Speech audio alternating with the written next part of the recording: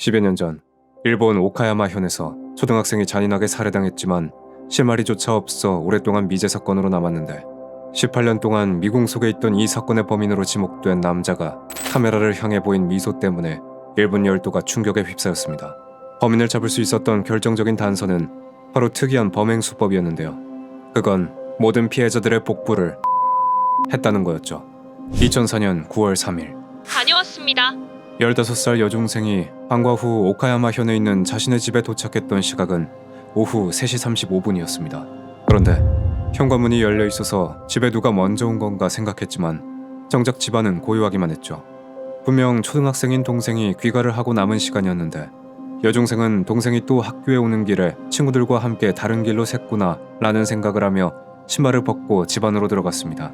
그때 현관문에서 얼마 떨어지지 않은 거실의 한가운데 동생이 누워있는 게 보였죠. 아, 일찍 와서 낮잠을 자고 있었구나.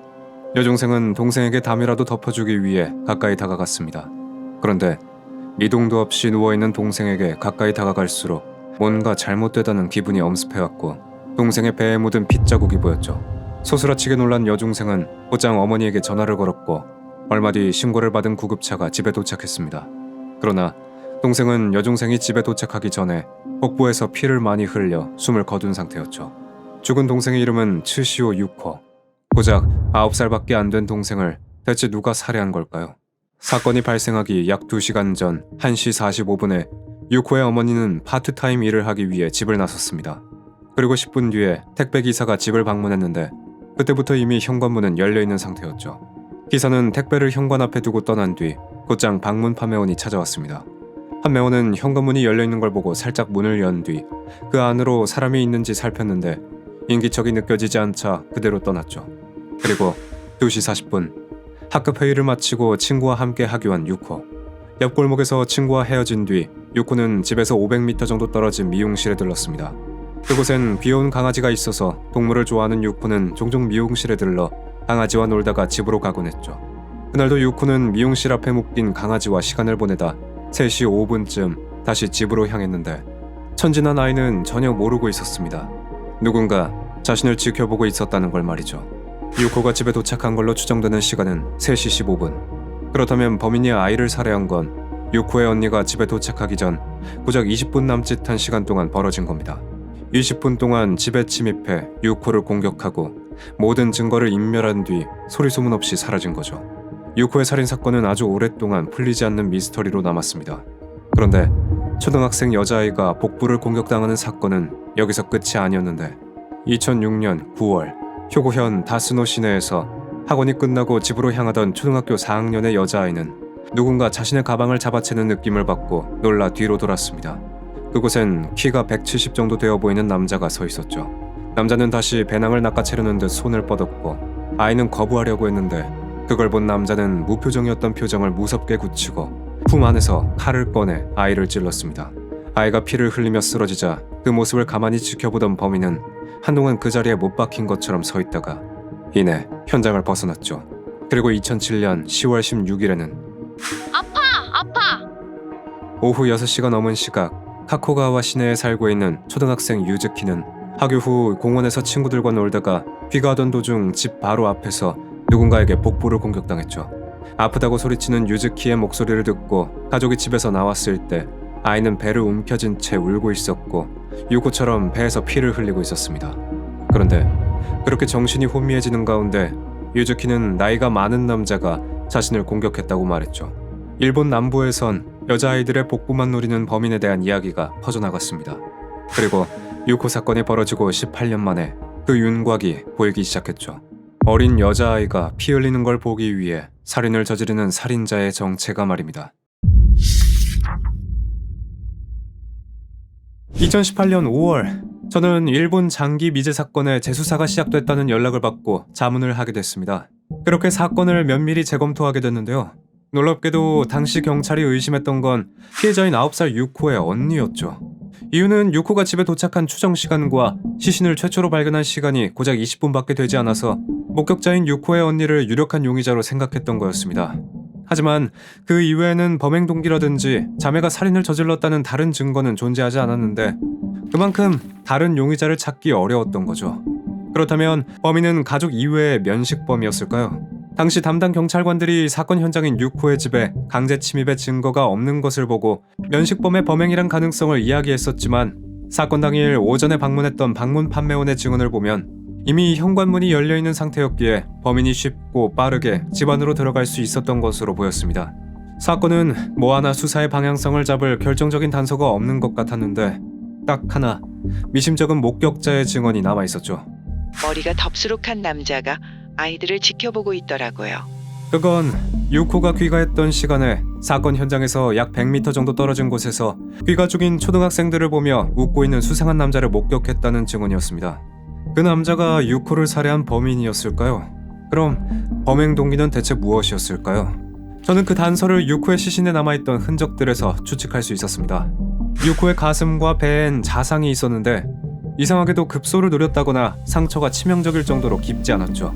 깊어봤자 간에 닿기 직전에 멈춰 있었는데 과연 범인이 아이를 죽일 목적이었다면 이렇게 어설프게 아이를 공격했을까요?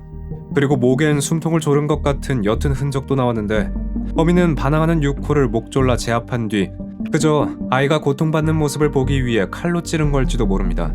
시신엔 성폭행을 시도한 흔적도 보이지 않았기에 범죄를 저지르려고 했다던가 어쩌면 처음부터 살해가 범행의 목적이 아니었을 수도 있다는 거죠.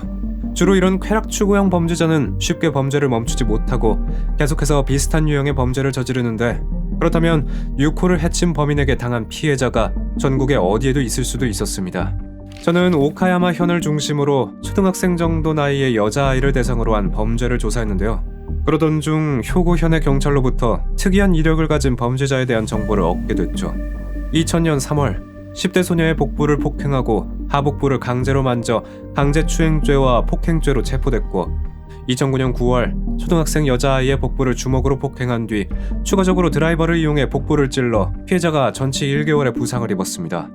이 일로 가해자는 징역 4년의 판결을 받았다고 기록되어 있었지만 이미 풀려나 다른 범죄를 저지르고도 남았죠. 사람의 신체 일부 중 유달리 복부에 소름 끼치는 집착을 가진 것처럼 보이는 이 남자의 이름은 39살의 카츠타 쿠니히코로 놀라운 건 과거 유코의 시신에도 복부에 폭행을 당한 것 같은 흔적이 발견됐었던 겁니다. 저는 카츠타가 유력한 용의자라고 확신했고 그를 찾아 신문을 해야 한다고 생각했죠. 그런데 담장님, 용의자가 이미 감옥에 있다는데요? 취조를 하기도 전에 그는 이미 징역을 살고 있었습니다. 비슷한 유형의 범죄를 꾸준히 일으킨 그는 2015년 5월에 효고현 히메지시에서 저지른 일로 징역 10년을 받아 복역 중이었는데요. 14살 여중생의 복부를 칼로 찌른 살인미수였습니다. 범행의 강도가 점점 높아졌고 심지어 이전에 4년 징역형을 받은 건 그의 행동 교정에 있어서 아무런 영향을 미치지 못한 것으로 보였죠. 하지만 그것보다 더 충격적인 것은 당시 체포됐던 카츠타가 범행을 자백하며 경찰에게 했던 말이었습니다. 저는 미소녀들이 피 흘리는 걸 보고 싶었어요. 그저 저 아이가 피 흘리는 걸 보고 싶었고 그 모습을 보며 정적인 흥분을 얻어서 범죄를 저질렀다는 거죠. 그는 명백히 사디스트와 페도필리아의 특징을 모두 가지고 있었고 이는 유코 사건의 범인 프로파일에 부합했는데요. 대체 어쩌다가 그런 이상 성욕이 생긴 걸까요? 저는 카츠타 쿠니코란 사람을 조사하다가 그가 과거 정신병동에 입원을 했던 기록을 찾게 됐습니다. 그가 입원을 했던 이유는 바로 자해. 피가 나는 걸 보기 위해 자신의 신체 일부를 칼로 그었던 거죠.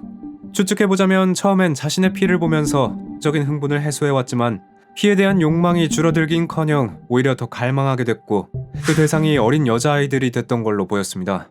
실제 그가 체포됐을 때 그의 집에선 미소녀 여자아이들이 나오는 애니메이션이 대량으로 나왔다는 기록이 남아있었죠. 저는 곧바로 그가 복역 중이던 오카야마 형무소로 향했고 경찰은 그를 재체포했는데요. 신문을 받게 된 그는 처음엔 범행을 부인했습니다. 자신은 유코를 알지도 못하고 아이가 사는 동네에도 가본 적이 없다고 말이죠. 하지만 장시간 신문을 하면서 그가 내뱉은 말들에서 범인이 아니라면 알 수 없는 지점들이 나타나기 시작했습니다. 그는 분명 가본 적 없다던 오카야마 현 동네의 지리를 너무 잘 알고 있는 것 같았고 유코 집 주변에 뭐가 있는지도 마치 가본 사람처럼 알고 있는 것 같았죠. 이는 카츠타의 무의식에서 튀어나오는 진술처럼 보였습니다. 저희는 끝까지 그에게 유코에 대해 물었고 그에게서 그날의 기억을 끄집어내려고 했죠. 결국 카츠타는 모든 걸 자백했습니다. 사건 당일 카츠타는 피를 볼 소녀를 찾고 있었다고 했죠.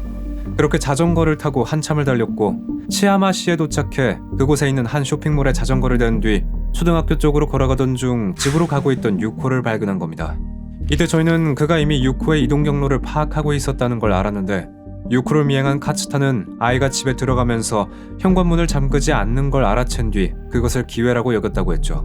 카츠타는 예의 바른 어른을 흉내내며 실례합니다.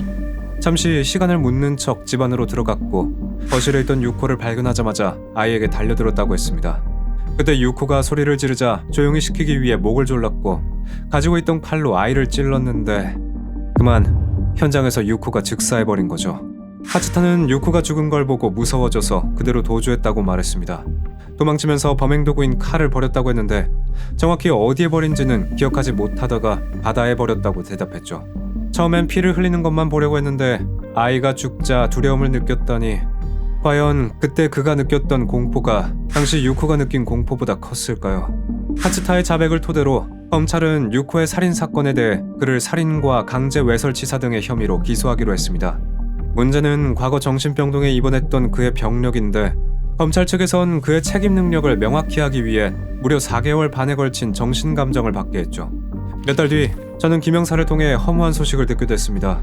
그건 바로 카츠타의 정신감정 결과였는데요. 여자아이의 복부만 노린 범죄를 저질러온 그의 IQ가 70이었고 일반적인 사람과 지적장애인의 딱 중간에 걸친 경계성 지능이라는 겁니다. 2021년 10월에 열린 첫 공판에서 카츠타 측은 다시 범행을 부인하며 무죄를 주장했지만 그가 과거에 저질렀던 범행과 유코 사건과의 유사점과 자백을 근거로 법원은 그에게 무기징역을 선고했습니다. 카츠타의 변호사는 경계성 지능인 피고가 한 자백의 신용성에 문제가 있다며 즉시 항소를 했는데 2022년 9월에 있던 항소 재판에서도 자백의 신용성에 대한 판단은 변하지 않는다는 판사의 판단으로 거부됐죠. 심지어 상고도 받아들여지지 않아 카츠타의 무기징역이 확정됐습니다. 18년 동안 미궁 속에 있었던 오카야마 현 초등학생 살인사건의 범인이 잡혔다는 것에 일본 국민들은 안심했지만 누구보다 기뻐했던 건 바로 유코의 유족들이었죠. 살아있다면 벌써 성인이 됐었겠지만 제 안에서 유코는 초등학교 3학년인 채로 멈춰 있습니다. 유코의 아버지인 카츠요 씨는 유코가 살해당한 뒤 몇 년 동안 진범을 찾기 위해 사건의 단서와 목격자를 찾는 전단지를 만들어 전국에 뿌리며 살아왔는데 카츠타의 유죄가 선고됐을 때 법원에서 그 판결을 들으며 눈물을 흘리기도 했습니다. 유족은 처음엔 그저 유죄를 판결받은 것만으로 안심이 된다고 했지만 후엔 무기징역이 아닌 사형이 내려졌어야 한다는 주장을 하기도 했죠. 그런데 이 사건에서 장기 미제 사건이 해결됐다는 안도감과 동시에 느낄 수 있는 건 바로 의구심이었는데 그 원인은 카츠타는 살인미수로 4개월 복역했을 때 교도소에서 성범죄자 갱생 프로그램을 받았다는 사실이었습니다. 그럼에도 불구하고 카츠타에겐 재범 방지 대책에 전혀 효과가 없었다는 거죠. 만약 범인이 갱생이 불가능한 범죄자라는 것이 더 일찍 밝혀져 그가 고작 4년 만에 풀려나지 않았더라면 이 사진 속 아이는 지금쯤 성인이 되어 자신의 꿈을 쫓아 열심히 살고 있었을지도 모릅니다. 비틀린 성욕에 미래를 빼앗긴 유코에게 할 수 있는 위안은 이제라도 범인이 잡혀 죗값을 받게 됐다는 것뿐이지만 부디 그것으로나마 유코의 한을 풀어줄 수 있길 바랍니다.